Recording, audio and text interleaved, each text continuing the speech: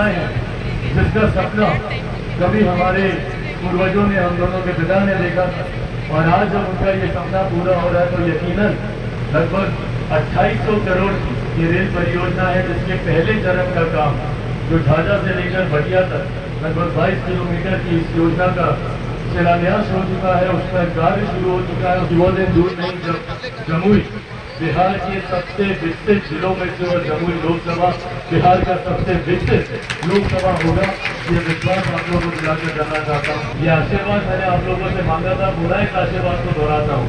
युवा बनकर आया था, बुजुर्ग बनकर ही इस क्षेत्र से जाना। नमस्कार, आप लाइव बिहार देख रहे हैं। मैं हूं राजमोहन तिवारी। लोजपा रामविलास के राष्ट्रीय अध्यक्ष चिराग पासवान और उनके चाचा पशुपति कुमार पारस के बीच में हाजीपुर सीट को लेकर द्वंद्व लगातार देखने को मिलता है। लेकिन आज चिराग पासवान जमुई के मौजूदा सांसद जमुई में कार्यक्रम में शामिल होने के लिए गए हुए थे। वहां पर उनके संसदीय क्षेत्र में 2 रेलवे स्टेशन जमुई और सिमुलतला का सौंदर्यीकरण होना है और इसके लिए वीडियो कॉन्फ्रेंसिंग के माध्यम से प्रधानमंत्री नरेंद्र मोदी ने शिलान्यास किया। वहां पर चिराग पासवान कार्यक्रम में शामिल हुए, उनके साथ बीजेपी की विधायक श्रेयसी सिंह भी मौजूद थी। कार्यक्रम में शामिल हुए चिराग पासवान ने वहां पहुंची जनता को संबोधित भी किया और उस दौरान उन्होंने हाजीपुर और जमुई को लेकर काफी कुछ संकेत दे दिया। एक तरह से कहिए कि चिराग पासवान ने यह साफ संकेत दिया है कि वो 24 के चुनाव में भी जमुई से ही चुनाव लड़ने वाले हैं। सबसे पहले हम आपको सुनाते हैं क्या कुछ चिराग पासवान कह रहे हैं। आगे लेकर जाने के लिए यकीनन मैं मानता हूं कि आज जहां कहीं पर भी दिग्विजय होंगे, उनको गर्व हो रहा होगा, उनकी सुपुत्री पर उनको गर्व हो रहा होगा। आज जिस तरीके से यहाँ पर शिलान्यास का ये कार्यक्रम हो रहा है, उनकी स्मृति, उनकी यादें जरूर हम लोग के साथ हैं। मेरे लिए भी यकीनन एक भावुक क्षण है। मेरे नेता, मेरे पिता जब वो रेल मंत्री थे, उस वक्त उनकी भी सोच यही रही, उनकी भी कल्पना रही कि किस तरीके से रेलवे के माध्यम से बिहार के गांव-गांव को मुख्य धारा के साथ जोड़ा जाए। और कनेक्टिविटी का सबसे खूबसूरत माध्यम रेलवे रहा है।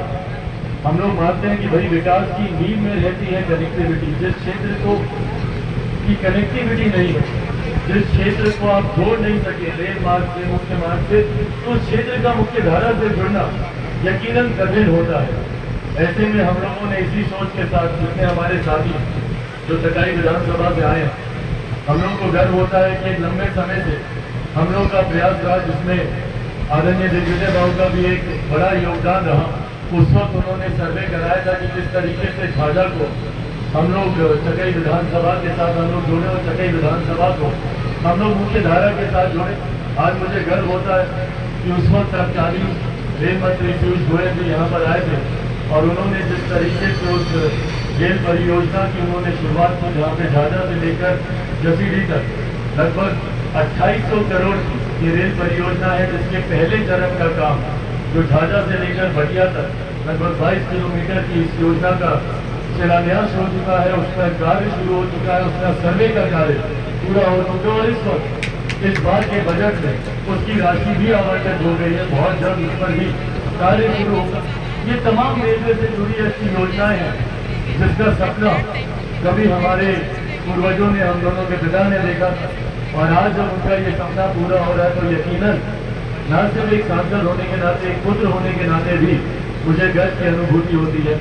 और अंत में मैं हमारे देश के प्रधानमंत्री और हमारे देश के रेल मंत्री अश्विनी वैष्णव जी का विशेष तौर पर मैं धन्यवाद दूंगा, जिन्होंने लगातार मुलाकातों में जिन्होंने इस बात का विश्वास दिलाया कि उनकी पैनी नजर देश के हर एक कोने में है।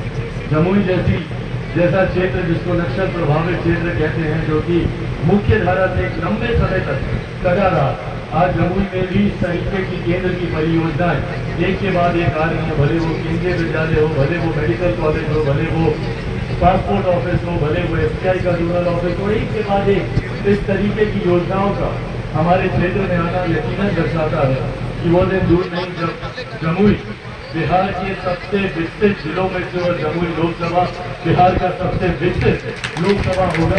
ये विश्वास आप लोगों को दिलाकर जाना चाहता हूँ। एक सांसद के नाते निरंतर मेरा प्रयास था, आप सबका साथ मुझे भरपूर मिला, आप सबका आशीर्वाद और आप सबका साथ मुझे इस दौरान भरपूर मिला। और मैं पुनः दोहराता हूँ, राजनीतिक बातों में नहीं जाऊंगा, कौन कहाँ से चुनाव की बातें बढ़ा।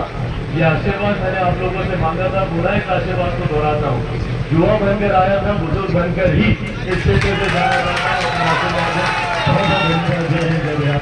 तो अभी आपने सुना चिराग पासवान को, जिस तरीके से उन्होंने आखिरी में साफ तौर पर कहा कि देखिए, युवा अवस्था में वो जमुई आए थे, वहां की जनता ने उन पर जो विश्वास किया, वो विश्वास पर वो खड़े उतरने की लगातार कोशिश करते रहे और आगे भी करते रहेंगे। उन्होंने ये भी कहा कि देखिए, युवा अवस्था में आए थे और बुजुर्ग होने तक इसी क्षेत्र में रहेंगे, यहाँ की जनता के बीच रहेंगे। तो चिराग पासवान के इस दावे के बाद से लगातार चर्चा चल रही है। एक बार फिर से सियासी कयासबाजियां लगाई जाने लगी हैं कि क्या चिराग पासवान ने जो हाजीपुर पर लगातार दावे कर रहे थे उसे छोड़ दिया है? क्या अब चिराग पासवान हाजीपुर छोड़ एक बार फिर से जहां से वो सांसद है वहीं से चुनाव लड़ेंगे? संकेत तो इसी प्रकार का है। क्या चाचा और भतीजे के बीच में अब समझौता हो चुका है? क्या बीजेपी ने दोनों को मना लिया है? क्या चाचा के लिए चिराग पासवान अब हाजीपुर की सीट को कुर्बान करने को तैयार हैं?